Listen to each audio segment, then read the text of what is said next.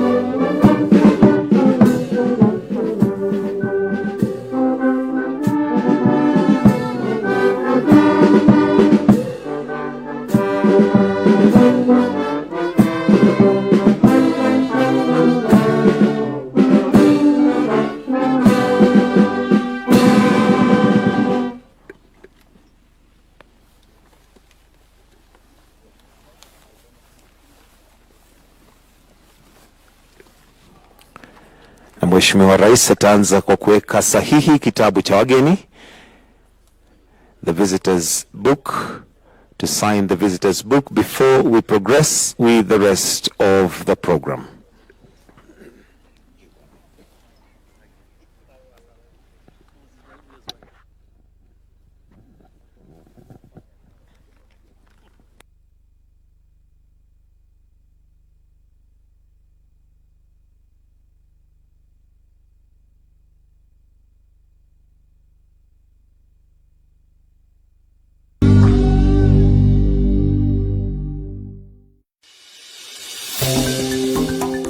Ninasema nimerudi shule.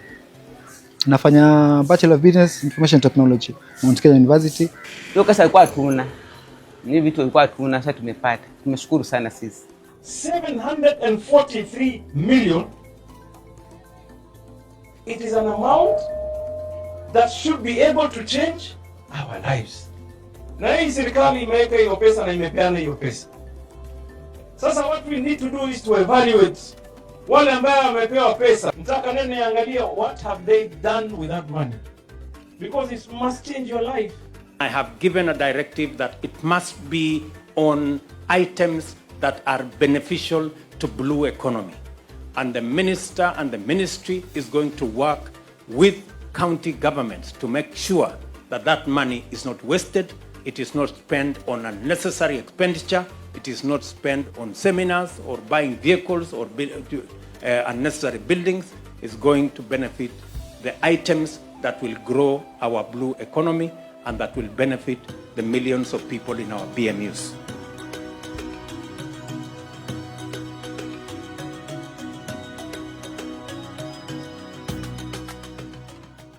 Historia ya kuanzisha huu mradi wa kuku, unajua mimi nimelelewa na babangu kwa mvuvi, na katika maisha yote hata tukiwa shule ulikuwa mpaka uone baba ametoka na nini baharini ndio ujue wiki itaenda vipi. So bahari na changamoto ambako kuna muda ufika ikawa kuna upepo kusi ile. Sasa ikifika ile wa baharini hakuna kitu. So tulijenga ikani banda ya cold kukumia. Muda ya kwanza 2018 mpaka kama 2020 2021 hivyo. Tulikuwa ni hapo kukumia 200.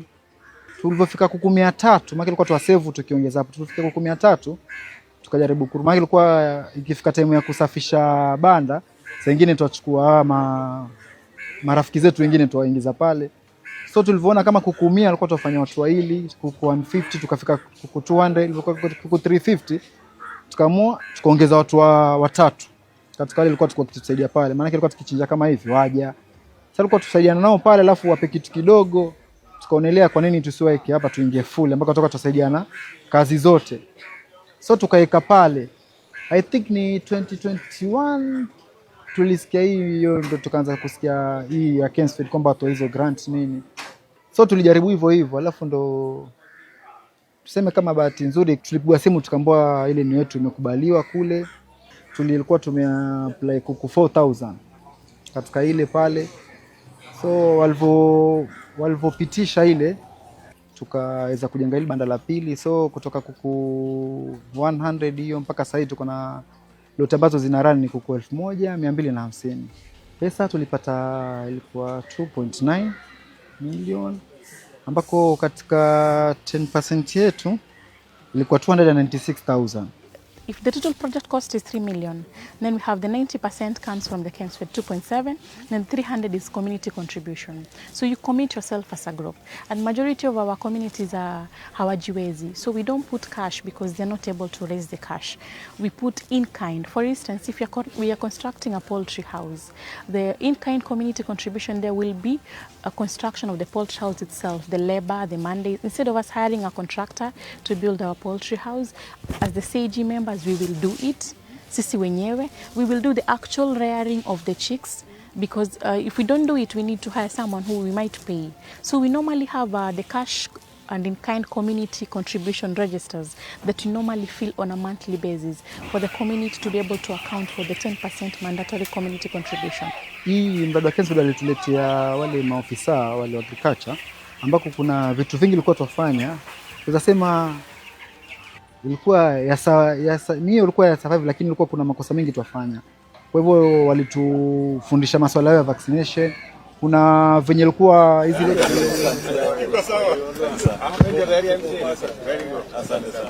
Leader. Habari yako? Very good, very good. Soba, habari yako? Karibu sana. Ngara habari. Very good. Okay, habari yako mheshimiwa? Habari yako mkubwa? Salama sana. Hujamaliza? How are you? Hi. How are you, my dear? Very good. Habari yako mheshimiwa? Very good. Hello. How are you? Introduce yourself. Hello. How are you? Morning. Okay, habari yako? 1, 2.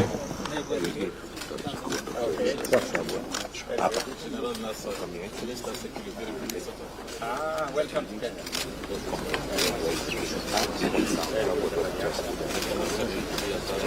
Okay, how is the neighborhood? How are you, my friend? You're well? Welcome to Kenya. Okay. Hello, how are you, Joseph? Very good, thank you. Balozi, how are you? Very good. Okay. You want to take one of them? Djibouti.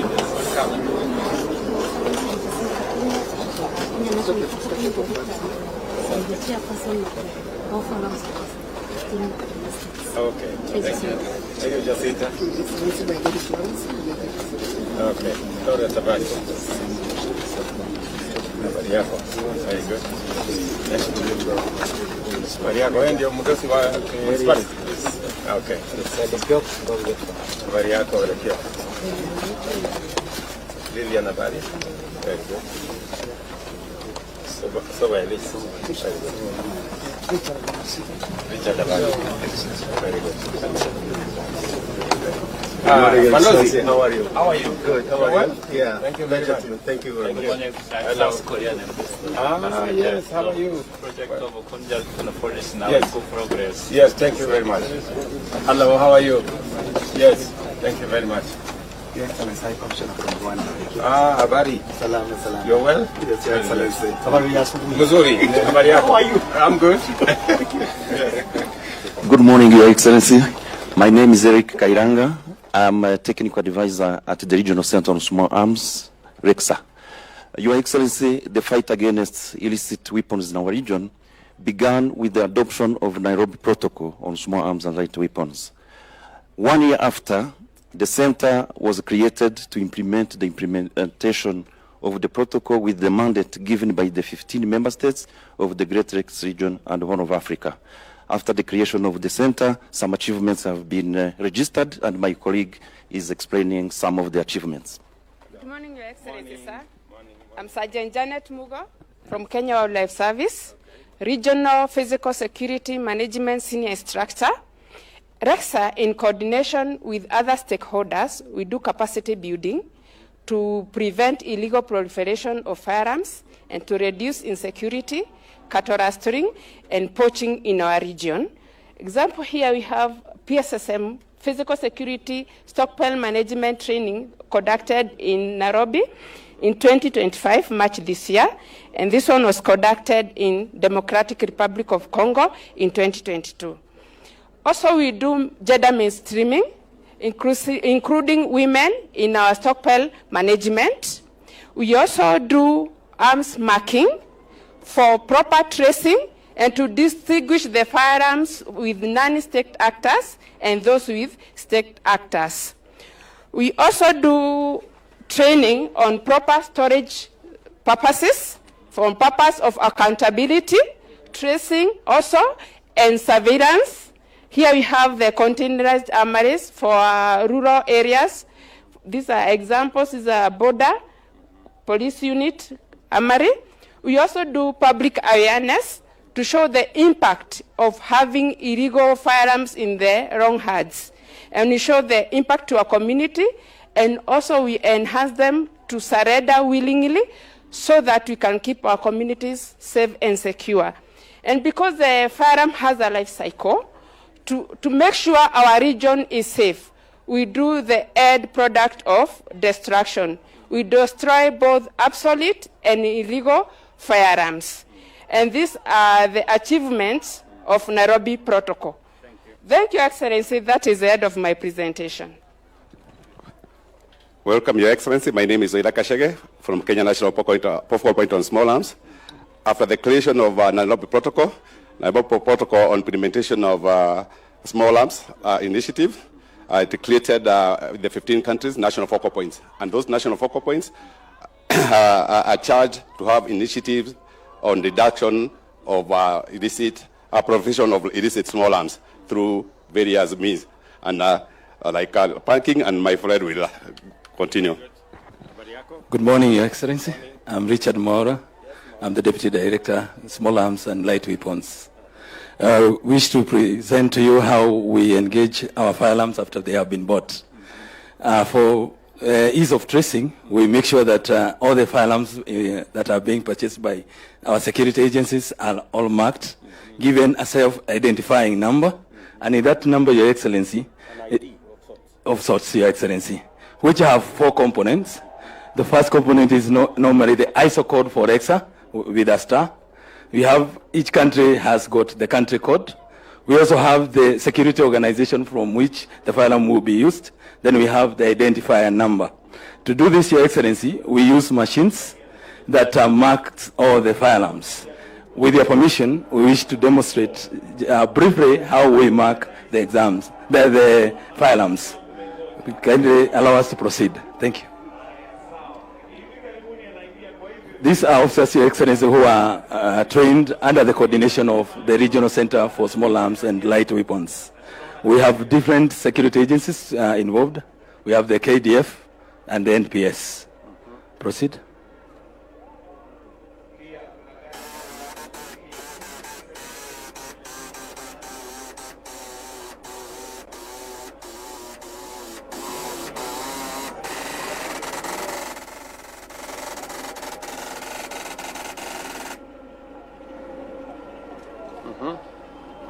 As I had explained earlier to Your Excellency, we have the star here, which is the REXA ISO code, the country code, which is Kenya. The security organization, which is having the firearm, right now is the Kenya Army. Then we have the serial number identifying the individual firearm. Thank you, Your Excellency. We still also, Your Excellency, have the same kind of machine. So this is a laser machine, I think? Yes, Your Excellency. Then we have the same kind of machine that we use in areas that do not have continuous power supply. It is battery backed, but doing the same thing. This has gone a long way into helping us especially in northeastern region. The same concept as applied, and the firearm gets its identifier. Finally, Your Excellency, when the firearms are obsolete and they are beyond economic repair, we have several ways of destroying them. Well, one of them is using the machine crusher, which we also gotten through coordination of the Lexa office. With your permission, Your Excellency, this is a G3 LIVO that is obsolete. Imeisha. Why? It cannot be repaired, Your Excellency. So in a few seconds, it will be metal parts. So, with your permission, allow us to.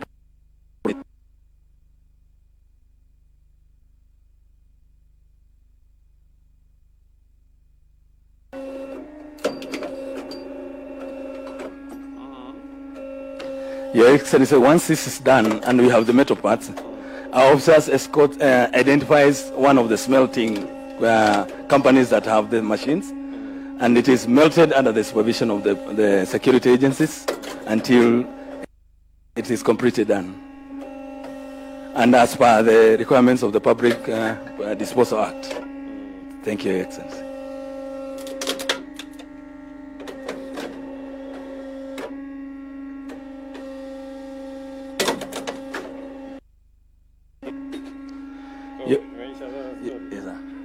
So that they are escorted for smelting. Oh, for smelting. Yes, Your Excellency.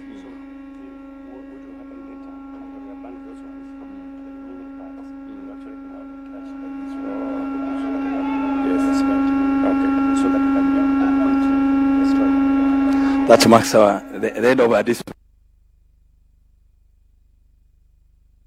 Ambaye ni mgeni wetu wa heshima, watu wa Kajiado, tumkaribishe rais kwa makofi, shangwe na vigelegele. Karibu sana Mheshimiwa Rais.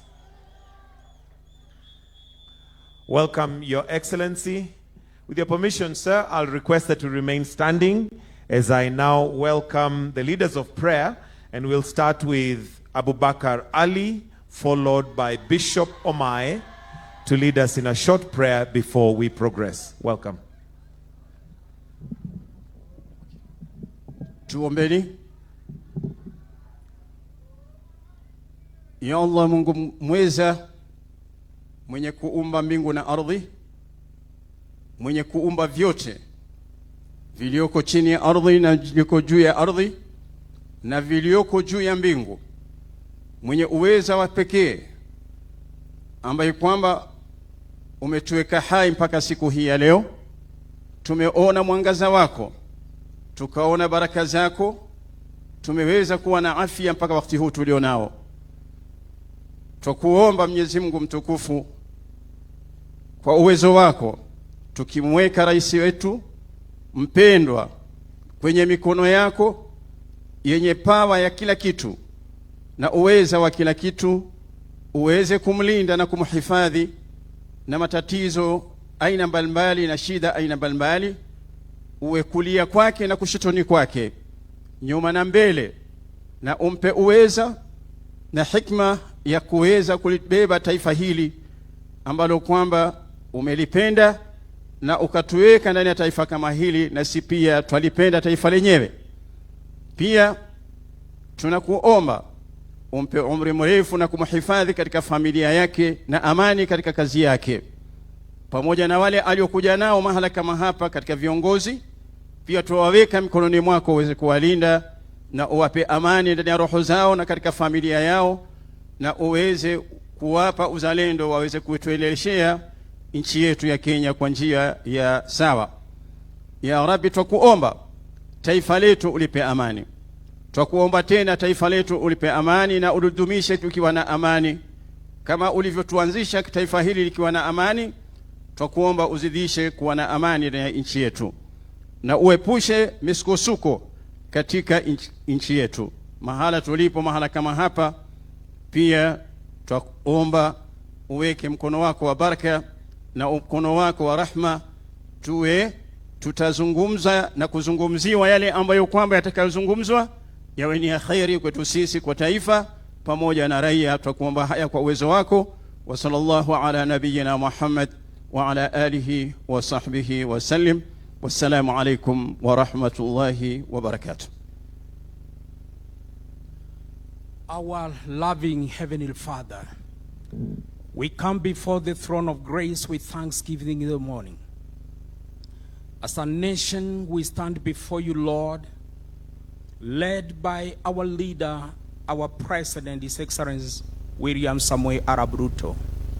It pleased you, Lord, that you position him such a time as this, that, Father, this nation can go forward to greater heights of prosperity through the power of God.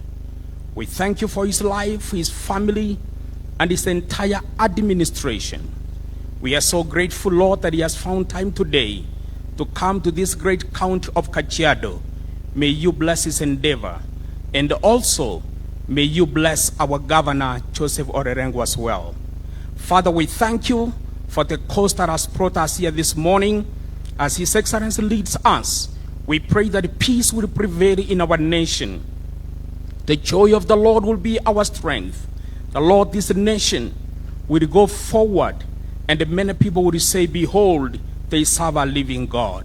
So, Father, we are so grateful. We also thank you for our development partners who means well for this nation. May you bless them as, Lord, they team up together with our president. This is our humble prayer, that you bless this endeavor from the beginning to the end, and bless every person who has come. For we ask this in the name of the Father, the Son, and the Holy Spirit with thanksgiving. Amen. Kwa heshima naomba tuweze kuketi.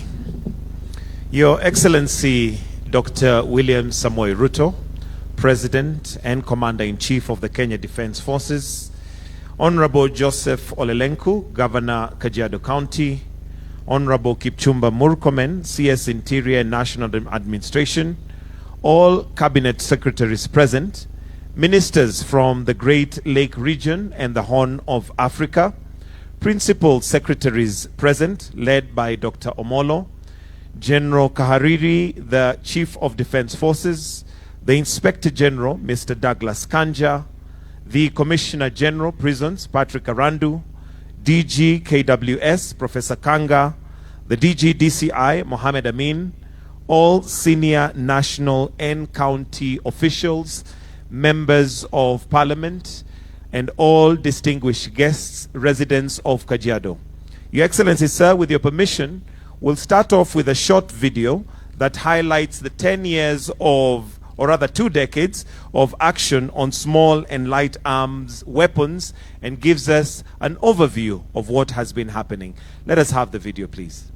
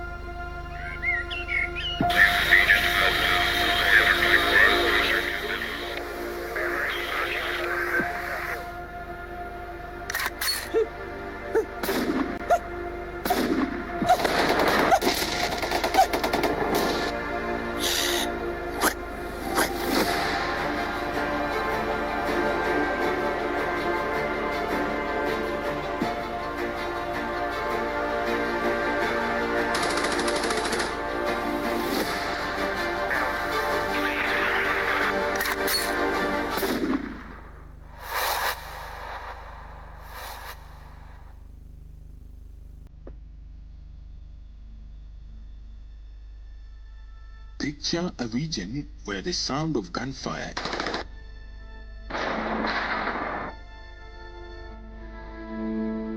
is replaced by the laughter of children, where the scars of violence give way to the promise of peace.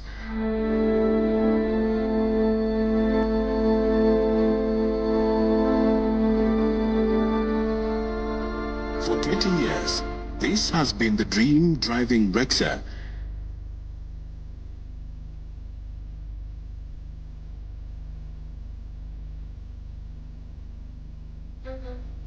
The regional center on small arms and light weapons, born in the heart of a turbulent region, Rexha has spent 2 decades battling the proliferation of small arms and light weapons, tools of destruction that have stolen lives, shattered families, and stalled progress.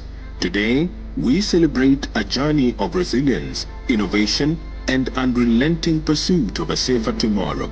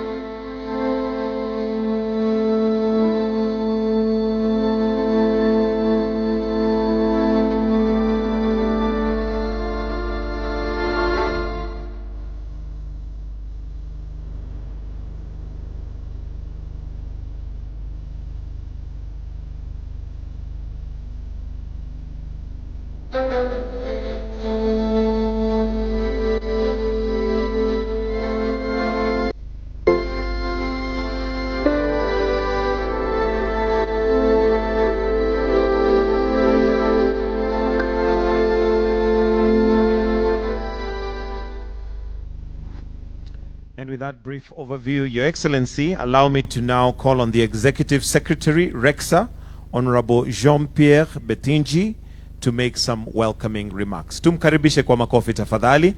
Karibu sana Jean-Pierre.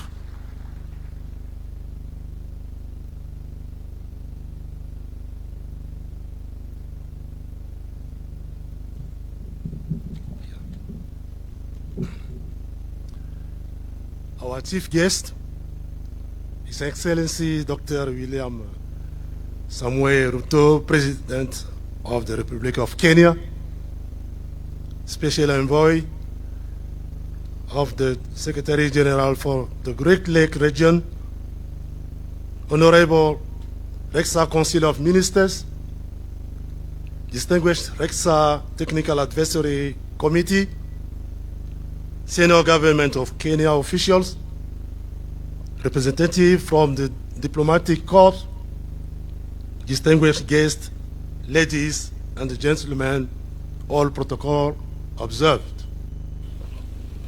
My name is Jean-Pierre Betindi. I'm the Executive Secretary of the Regional Center on Small Arms and Light Weapons from Central African Republic.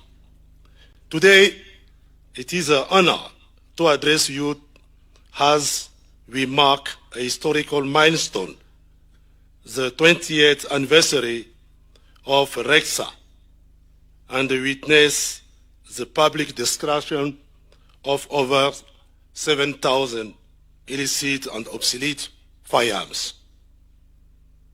These events converge under the theme Rexha at 20, 2 decades of action on small arms, lessons, challenges, and the road ahead, offering us a moment to reflect, to celebrate, and recommit to our shared vision of a sub-region in peaceful continents free from arms proliferation.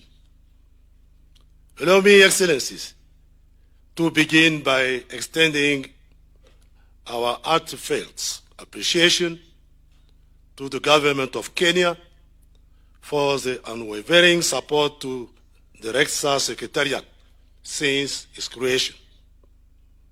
Kenya's steadfast commitment has been a pillar of strength, enabling us to advance our mission to curb the proliferation of small arms and the light weapon across the Great Lake region, the Horn of Africa, and the bordering state.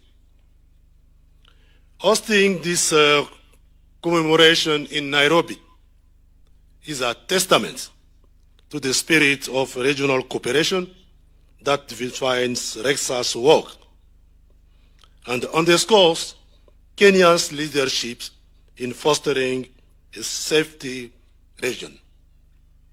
The Secretariat also appreciates all the member states for honoring the invitation to attend the 11th Council of Ministers meeting, reaffirming commitments to live up to the aspiration of the Nairobi Protocol. Today's destruction of over 7,000 firearms stand as a powerful symbol of our progress.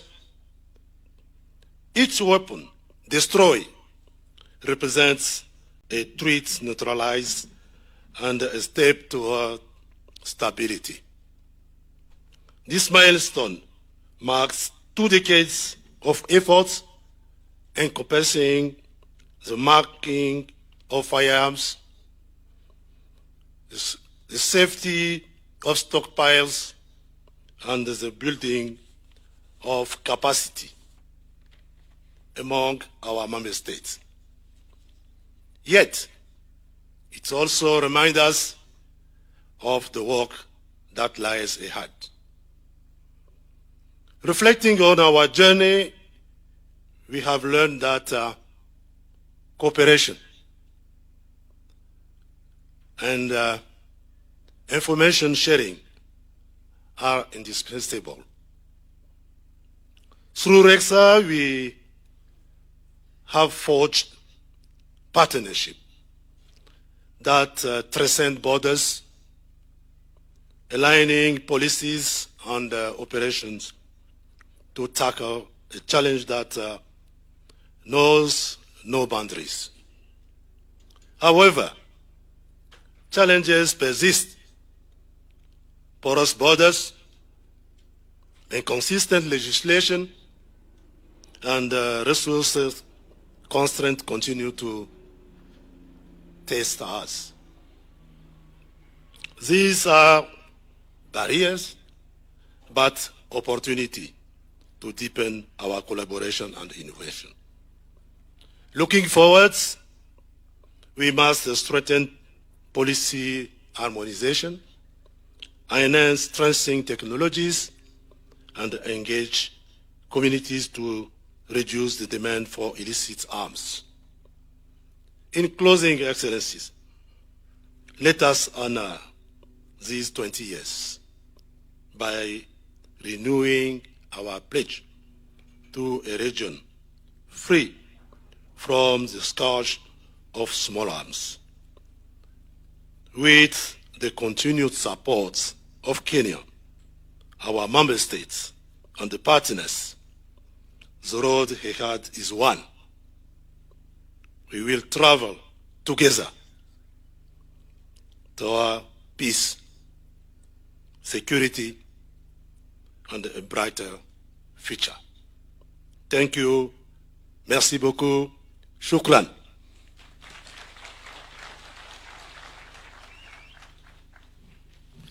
Thank you very much, Mr. Jean-Pierre. Next, Your Excellency, I would like to call on the Principal Secretary, Ministry of Interior and National Administration, State Department of Internal Security and National Administration, Dr. Raymond Omolo. Tumpigie makofi tafadhali akija. Karibu sana, Principal Secretary.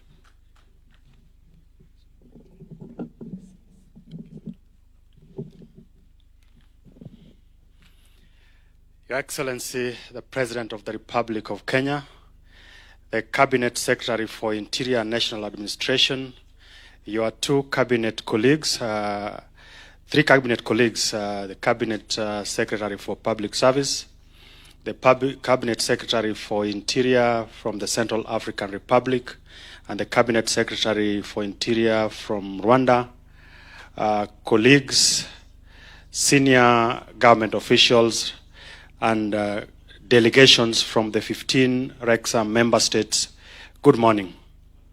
Good morning once again. Mr. President, allow me to introduce my PS colleagues, and I would ask them to be upstanding so that we just acknowledge and appreciate them. The PS for Correctional Services, Dr. Salome Biako, the PS for Treasury, Dr. Chris Kipto, and the PS for Irrigation, Mr. Kimodo.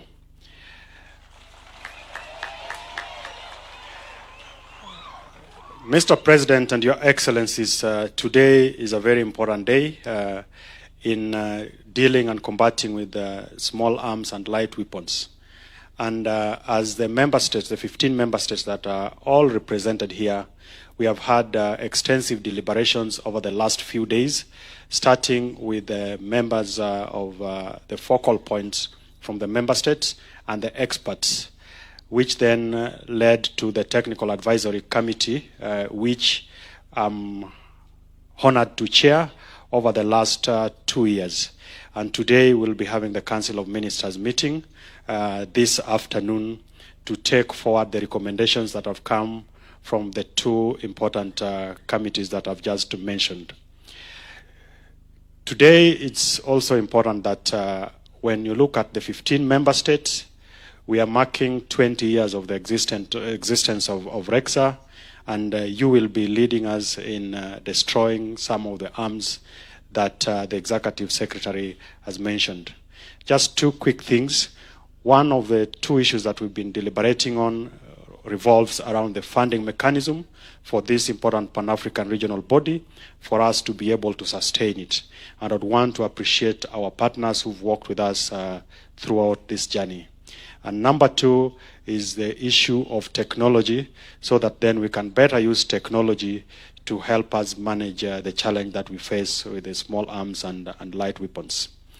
Mr. President, without further ado, I would want to invite the Cabinet Secretary to take over the program from there and subsequently invite you to address us. Asante sana, karibu waziri.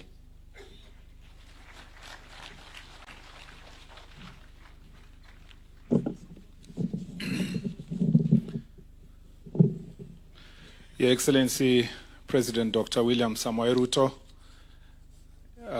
the governor of this great county of Kajiado, my colleagues, the ministers present,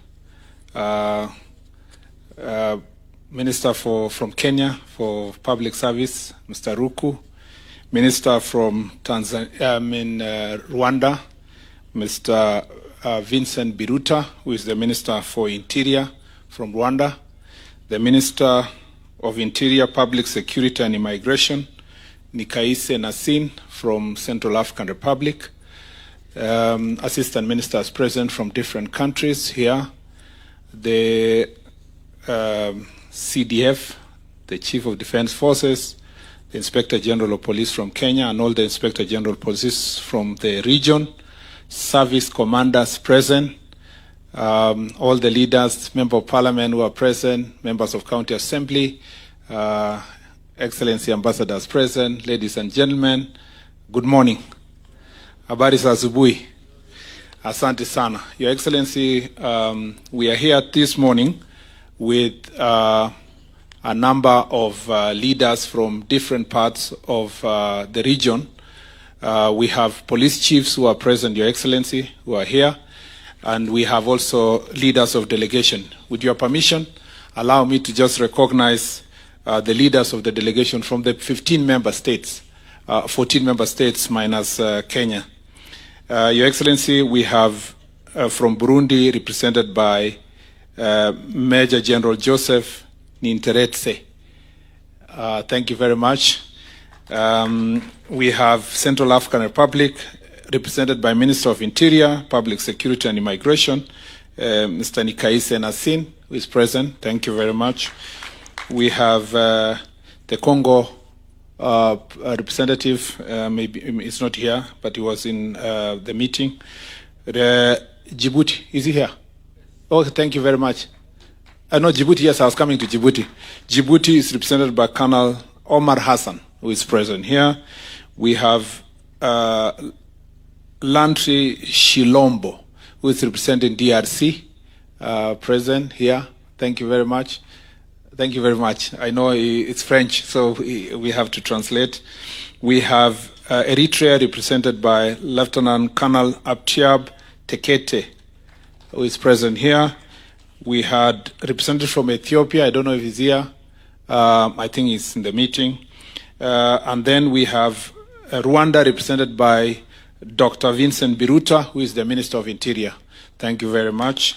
We have also Somalia, represented by Mr. Abdimalik Abdullahi from Somalia, our neighbors. Thank you very much here.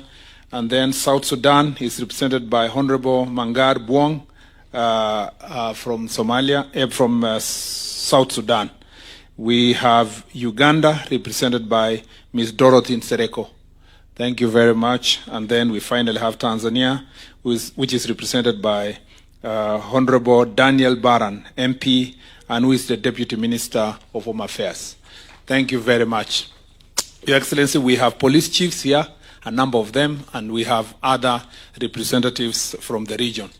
Your Excellency, before I make very, very brief remarks and invite you, let me just thank all the elected leaders who are present here. We have the Member of Parliament of this constituency, Honorable George Sunguya. Thank you very much for being present. We have here my friend, the MCA of the area, Ololua, Mr. Eli Gore is here. Yes, thank you very much. Together with all the members of County Assembly present, if you may stand to just appreciate you. Thank you very much for being present with us. Your Excellency, now permit me to invite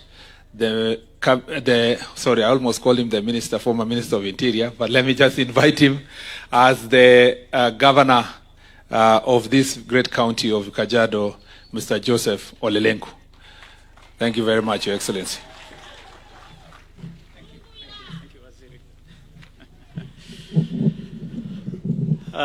Your Excellency, the President of the Republic of Kenya, Honorable William Samoei Ruto, ministers present, leaders of delegation from member states, colleagues from Kajiado County. We have many leaders from the county here. I want to recognize our Speaker, Mr. Speaker Sir. This is the Speaker of our Assembly, Ndeke. Watu wa Kajiado, good morning. Hamjambo. Your Excellency, the leadership of Kajiado is here this morning to welcome you to this very important official function. We have come to welcome you, our leader, to Kajiado County as you officiate this important regional function.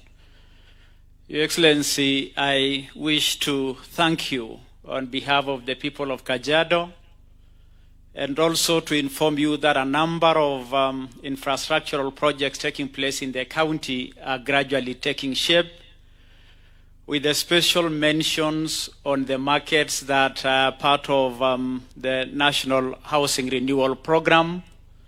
And I want to inform you that the inclusion of markets into this program is one of the best things that has happened to our country, because a number of our small traders operate under a very difficult environment. And therefore, Your Excellency, for you to include markets and important amenities like school in the program goes a long way to bring order in our trading, to bring decency in our businesses. And on behalf of the people of Kajiado, I want to thank you. Your Excellency, as we were coming along, it is important for me to let you know that I came through Ngong and I passed by the Ngong Stadium and I found young men and they asked me to let you know, Your Excellency, that Ngong Stadium is part of the framework to support the 2027 regional sports taking place. It is an anchor thing for our athletes training in Ngong Hills. Ngong Hills have been found to be one of the most ideal climate-wise and altitude-wise for our athletes to train. The youth have asked you, if you can put for them an AstroTurf, small changing rooms, nothing more than 150 million, it will bring a big relief. Now, anasema, Your Excellency, the new stadium in Jamhuri Park has been built through the materials from Ngong. So hiyo kidogo tu ndio walisema nikipeana salamu nimweleze rais hiyo Ngong Stadium inataka hiyo uwanja ya kuchezea. Mheshimiwa Sunguya, niruhusu dakika moja. Your Excellency, I was saying the inclusion of markets in our housing program not only bring decency, but a big relief to our small traders. It is one of the best things that has happened to our country. And in Kajiado, a number of our markets are coming to fruition. Our nation is gradually starting to see the transformation agenda you have. And I want to mention it to you that including such amenities is a very important addition to our national renewal. I think, Your Excellency, we just want you to know that despite this being a regional function, we have come to welcome you for an official visit to Kajiado. Ndio umeona watu wengi wamekuja hapa because hujatutembelea hivi karibuni, tunakutaka ukuje ground tukuonyeshe tunakupenda. Asante sana, Your Excellency, and welcome to Kajiado. Thank you very much, Mheshimiwa Governor. Your Excellency, I introduced to all the regional and current leaders. I just wanted to also recognize here Your Excellency, former police chiefs who are present. We have Dr. Kimayo, who is here, and we have also Dr. Sang, who was here, who also founded this very important institution, together, both of them. Kajiado also is lucky, Your Excellency, to have produced not just governor to have been a former minister, but also there is another minister from this ministry who is serving in your office, who is a former minister as well. Thank you, Your Excellency. So I'd like to make just very brief remarks. One, Your Excellency, is that here, what we are doing, this exercising of banning these firearms, is not just an exercise to destroy. There is a major significant message we are passing. First, Your Excellency, is that if we want to sort out the problem of proliferation of small arms, the insecurity problems in our region, in all our 15 countries, it was discovered that it was an exercise in futility to do a disarmament in one country and leave the neighboring country. If you take the example of Kenya, Your Excellency, the operation that has been going on in the places of Upper Eastern, for example, Your Excellency, in the places of Marsabit, it's of no consequences if there is no closer collaboration and support from the neighboring country of Ethiopia. That is the same in the northern part of the country if there is no collaboration with our dear brothers from Somalia, or in the parts, Your Excellency, of our neighborhood with Uganda.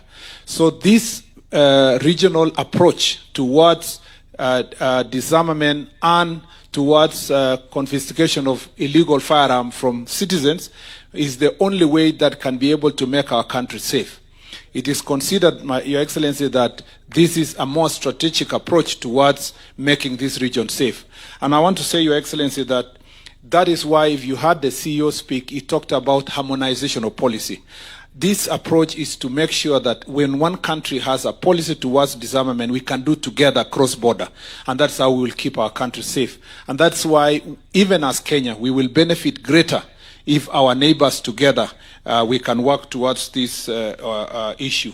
Number two, Your Excellency, a number of the firearms we are banning today, 1,000 of them, was as a result of security operations in Kenya, particularly in this part of Kerio Valley and the northeastern and the upper eastern. Your Excellency, it is, if you look firearms, 1,000 illegal firearms there, the kind of harm and havoc it has caused to families, to individuals, to society, to the country, cost that has, taken away lives of many people, created society with widows and orphans. Your Excellency, the work of our security officers must be lauded for the effort, especially in the Operation Malisa Walivu in Kerio Valley, and also the operation that is going on in Upper Eastern. It is as a result of that, Your Excellency, that we have made this great progress. And I want to report to you, Your Excellency, that since you came to office, you took over governance in this country. Matters of banditry has reduced by 65%, 65 to 70%, that is the estimate, as a result of the investment that your government has put in matter security, including making sure that there is safe operation on the part of the police officers, in terms, including the modernization and buying modern equipment for the police officers, including, Your Excellency, putting resources to establish more formed up units in the different regions. And we must appreciate our police officers who are sacrificing sacrificing every day to keep our country safe. Your Excellency, I want to say that the best thing that ever happened in this nation is the multi-agency approach towards security. That is why you find now we are working in close collaboration, all the security agencies. KDF is working together with the National Police, Your Excellency, is working together with the KFS, working together, Mr. President, with KWS. All these people working together have made Kenya safer. And this multi-agency approach has made a great difference. And I'm happy to see CDF here, the IG, and the other service commanders who are present. Your Excellency, even as we do so, I want to say that our police officers and our security officers must know that from the ministry and from your government, they have greater support. You have put in place policies, including police reforms recently, that has improved what is going to be paid to the police officers, especially at the lower cadre. Your Excellency, the plan also on insurance, because these police officers are doing a lot of work in dangerous areas, and this comprehensive insurance, including life insurance, has made a greater difference in their lives. Your Excellency, moving forward, we will continue with the reform process, including ensuring that our police officers, when they are doing these operations and they are doing their work, they will do it within an environment that they respect human rights and human dignity. Your Excellency, I know there has been a great debate in the country following the incidences in the recent past of a few police officers who have erred in their work and, Your Excellency, brutalized the citizens. We want to be very clear. Whereas we have a force of 120,000 police officers, Your Excellency, a few people, 2, 3, 4, even if it is 50 police officers, even if it's 100, Your Excellency, cannot be used to generalize or to say that all our police officers, 120,000 of them, are violating human rights. We will deal with every case per every individual, Your Excellency. And as a country, you gave firm instructions when you came to office. It was in your manifesto. It has been your clarion call that you don't want a nation where there is extra judicial processes, Your Excellency.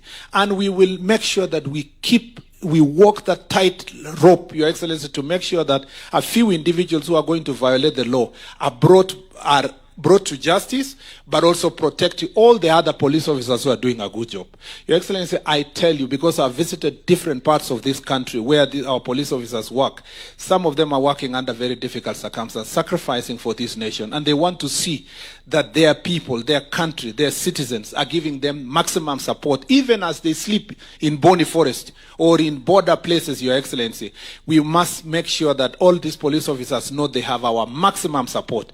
And also the citizens of this country must know that they have our maximum support to deal with the few police officers who may misuse a firearm or even misuse their authority to harm citizens, like the case that we are dealing with the country at the moment. And we will deal, in such cases, we will deal with them firmly. I request the citizens also, Your Excellency, that they must respect the authority of police, because without respect of authority of police, there is anarchy. I saw one citizen in Nakuru when the police were trying to bring calm, and we are dealing with a very serious small gang in Nakuru town. When the police are trying to do so to make sure that the citizens are safe, some other citizen is carrying a panga, Your Excellency, attacking a police officer. And I really want to thank the police officers who have restrained themselves in such circumstances. Because even it was on camera, you will see the police officers just looking at that person with pity. And yet, you will find some citizens cheering them. You will find some of them cheering them in social media or in public. Your Excellency, if a police officer was to use that gun, the same way a police officer was attacked here in Narok, it would be the rest of the country will go for the citizen and ignore the police officer whose life was in danger.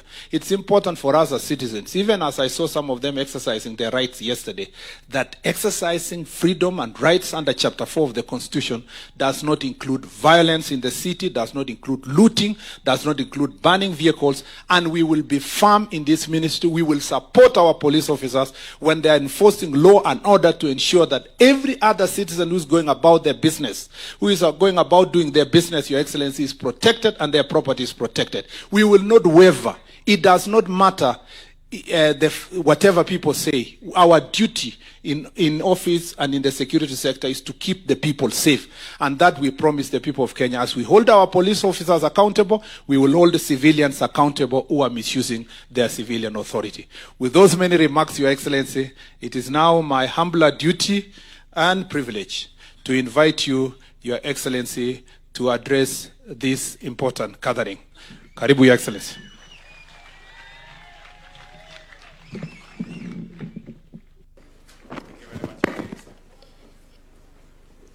Asanteni sana, tafadhali mnaweza keti chini. Thank you very much. Let's take our seats.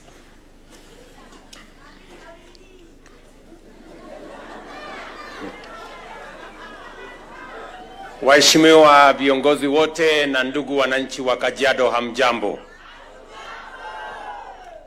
A firearm in the wrong hands is not just a potent weapon. It is a direct assault on the safety of our citizens, the stability of our society, and the peace we have worked so diligently to build. In the hands of criminals, such a firearm enables lawlessness, escalates violence, and undermines the rule of law.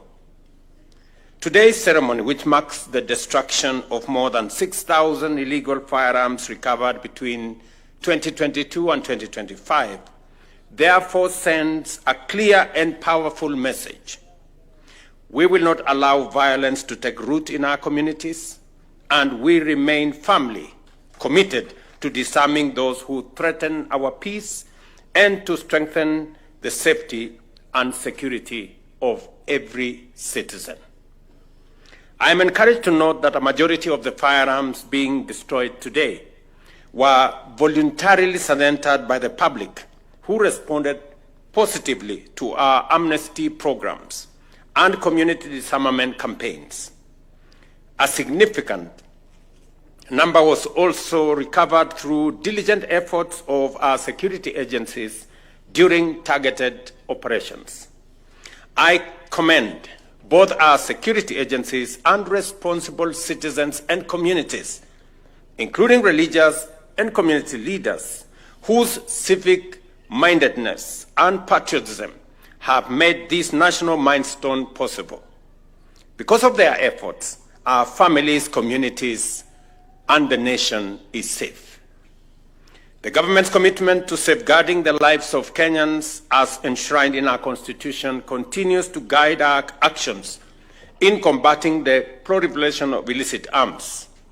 This engagement is further demonstrated by our engagement with regional, continental, and global partners through diplomatic and security frameworks.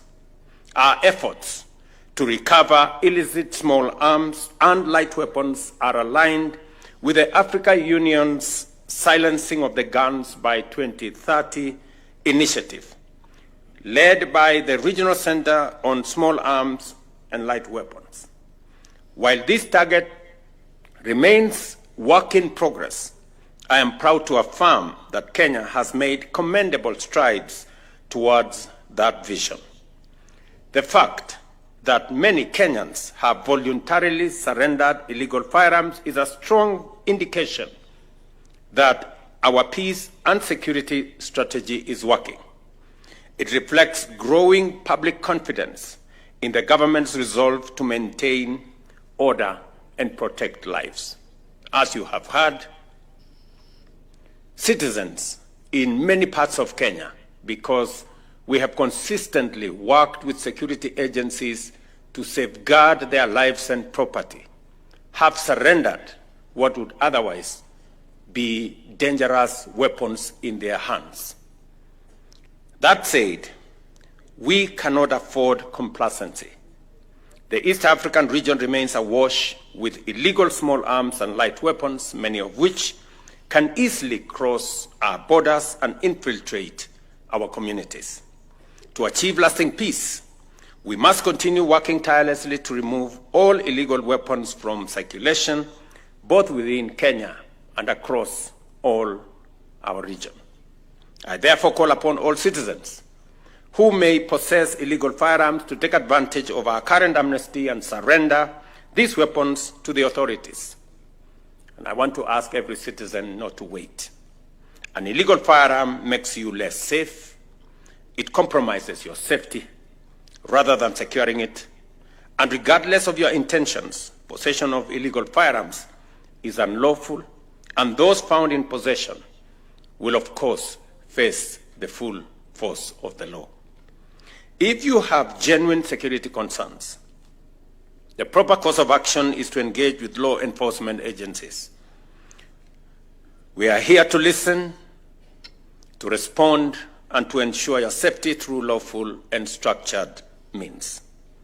In the same vein, I direct all state agencies that are custodians of government-issued firearms to uphold strict accountability and ensure proper management and control of firearms under their charge. Any form of pilferage, diversion, or misuse of state firearms must be prevented with utmost vigilance.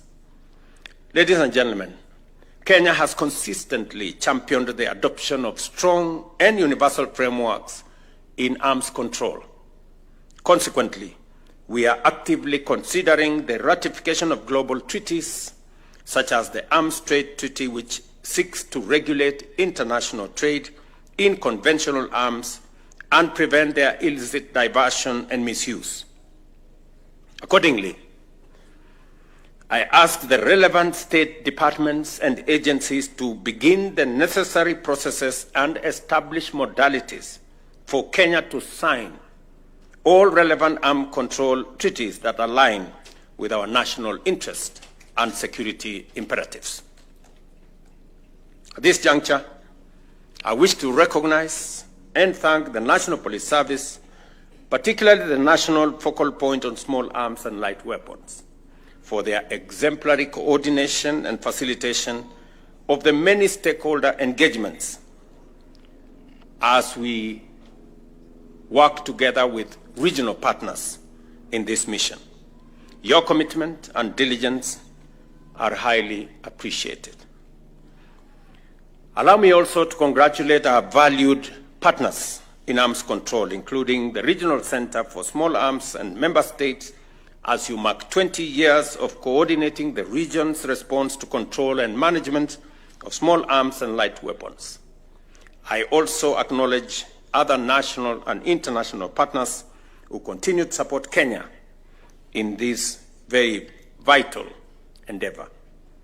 Allow me also to commend our police service for their professionalism, their commitment to national duty, and as I promised and as I committed, that we are going to work to ensure that we improve the terms of service for our policemen and women, and also work with them in modernizing the equipment, the facilities that they use to protect our country.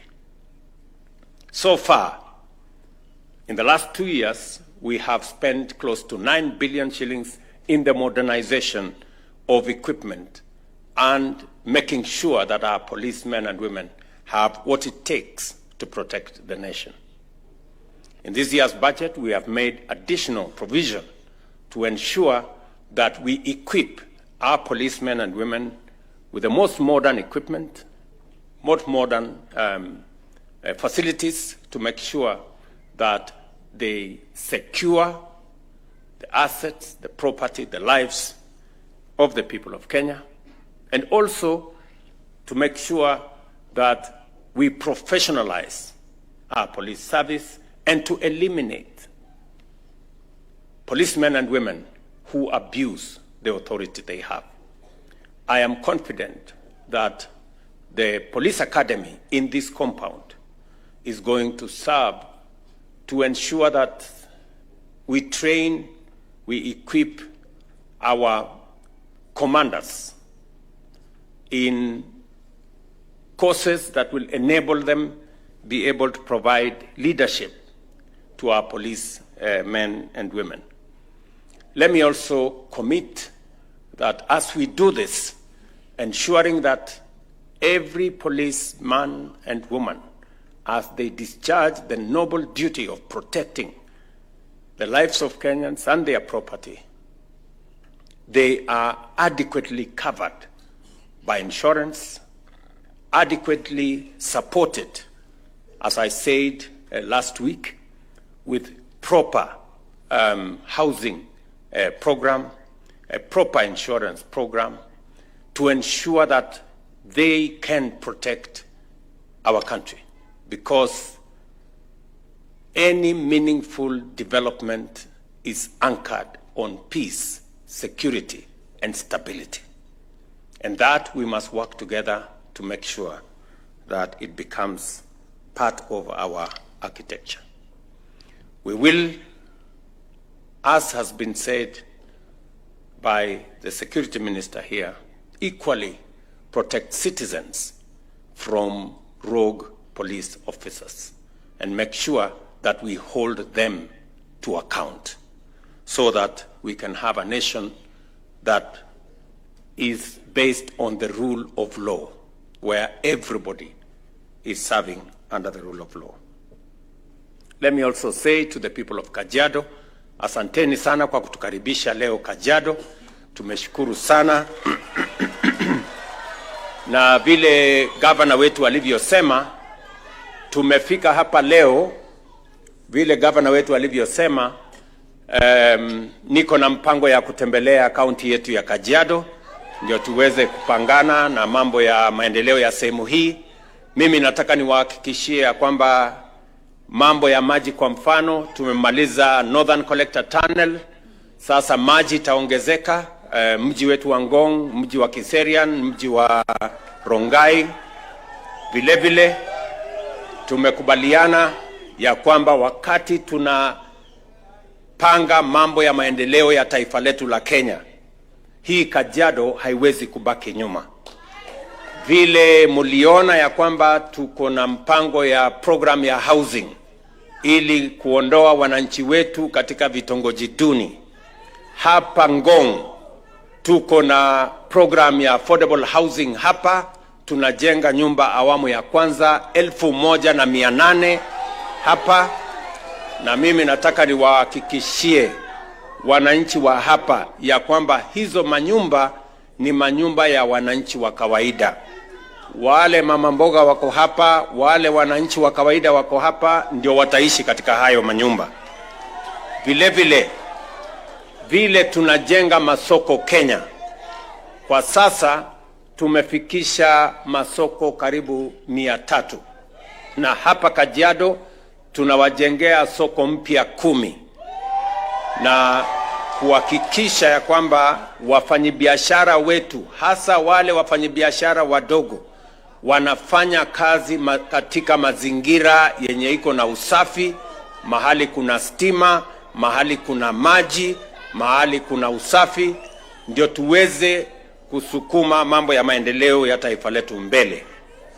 Asubuhi ya leo, sikizeni watu wa Kajiado, asubuhi ya leo nilikuwa naangalia orodha ya wale watu waliojisajili ama kujiandikisha kwa SHA, na watu wa Kajiado wamefikisha watu 410 tayari wamejiandikisha kwa program ya SHA. Na mimi nataka ni encourage watu wa Kajiado. Kwa Kenya mzima, Kajiado ni namba 23. Mumeandikisha wananchi 35%.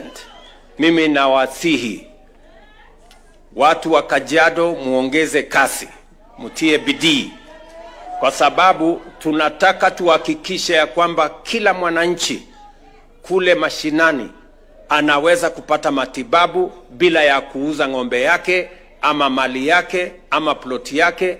Tuweze kulipa kupitia kwa bima ya afya inayosimamiwa na serikali ya SHA. And therefore, nataka niwahakikishie watu wa Kajiado, program yetu ya mambo ya barabara imeanza kwa kasi, na kazi zile zingine zote tunasukuma pamoja na viongozi wenu. Asanteni sana kwa ushirika wenu na umoja wenu na kufanya kazi kwa pamoja.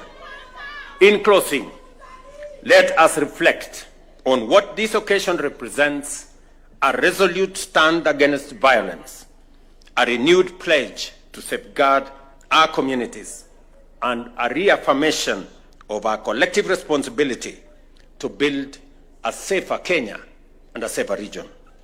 The destruction of these firearms is not merely a symbolic act.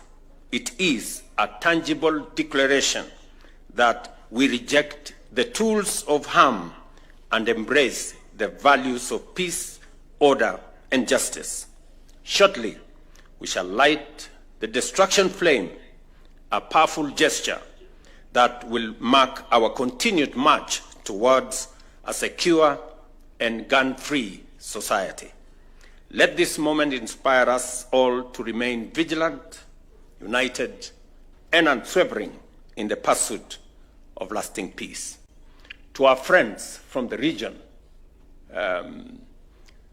majirani zetu kutoka Uganda, Tanzania, Rwanda, Burundi, South Sudan, na wale wengine wote, karibuni Kenya. Pelekeni salamu zetu, our greetings to your countries, to your citizens, and our commitment to a peaceful and secure region from the people and government of Kenya. Asanteni sana, Mungu awabariki. God bless. Tumpongeze rais tena kwa makofi kwa hotuba yake. And with that, Your Excellency will now make progress to the, we'll do the national anthem before we make progress to lighting of the arms. The anthem.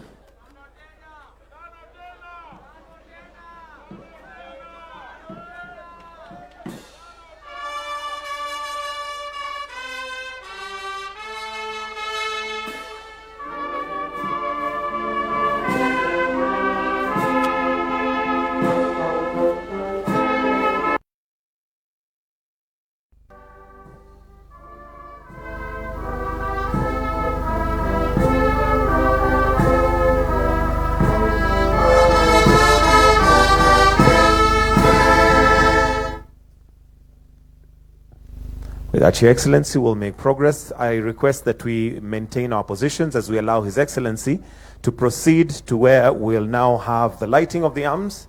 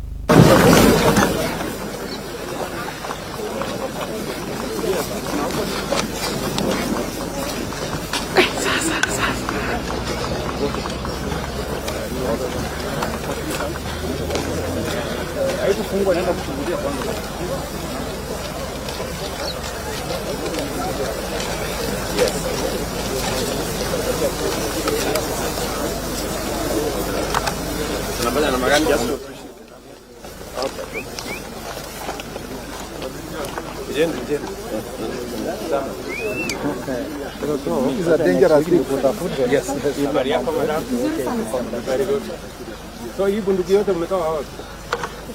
Hapana, ni wengi.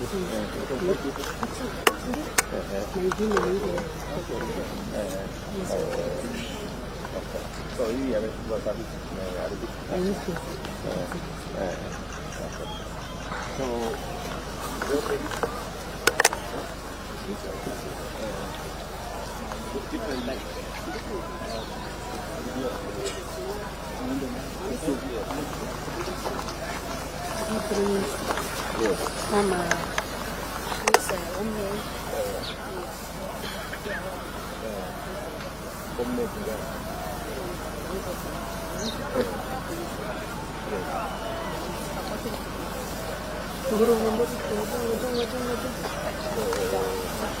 Edmond anachukulia hiyo setting.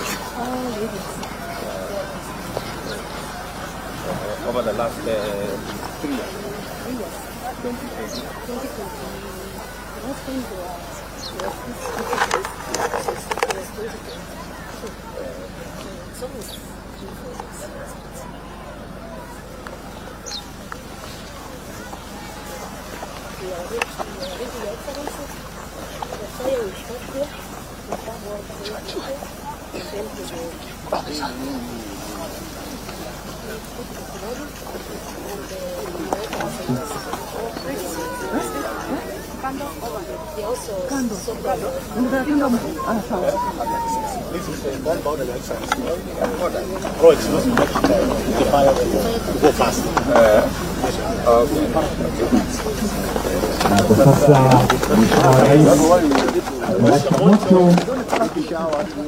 Ikiwa ishara ya kwamba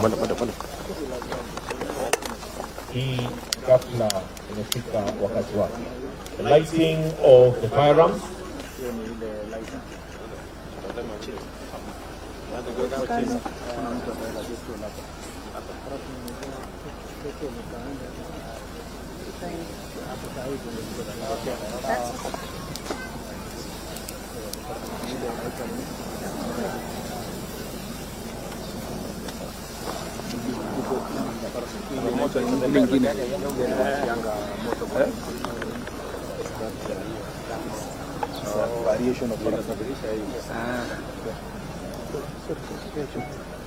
And the fire will slowly drift to where all the firearms are.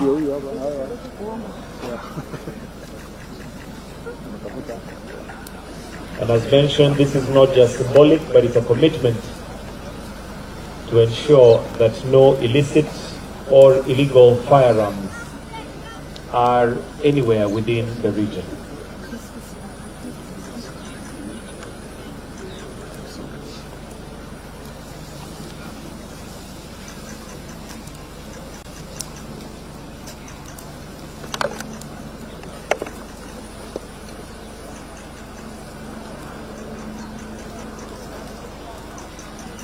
Na sasa moto umefika mahali bunduki ziko.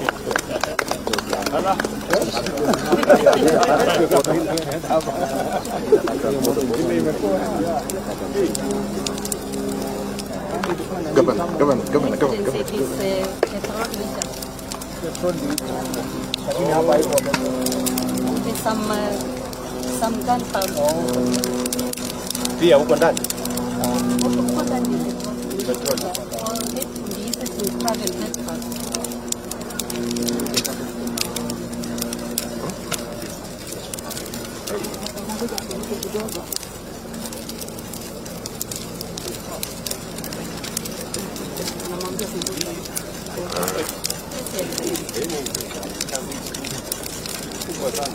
Kusanya hii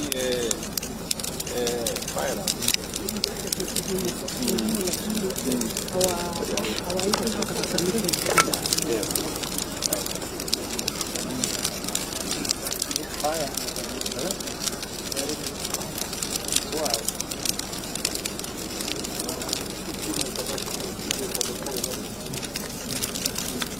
It will be crushed with the machine. Yes. Ile inaungua hapa ni mbao.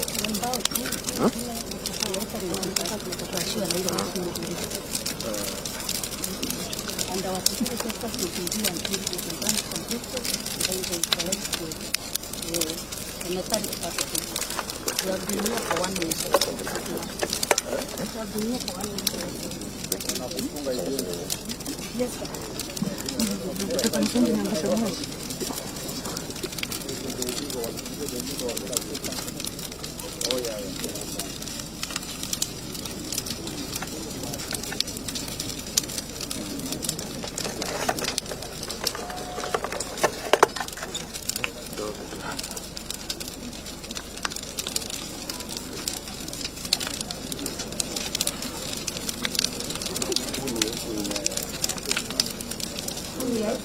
Sasa huko ndani kusaidia kusoma.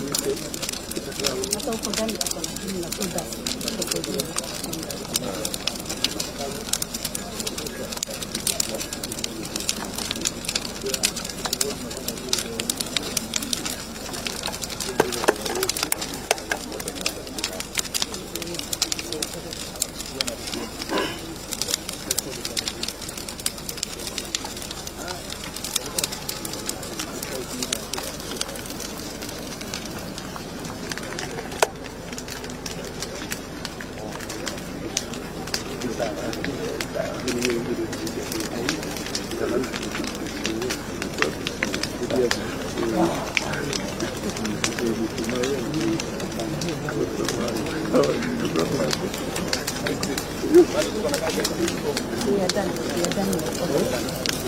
IG. Ile kazi imebaki sasa ni yenu.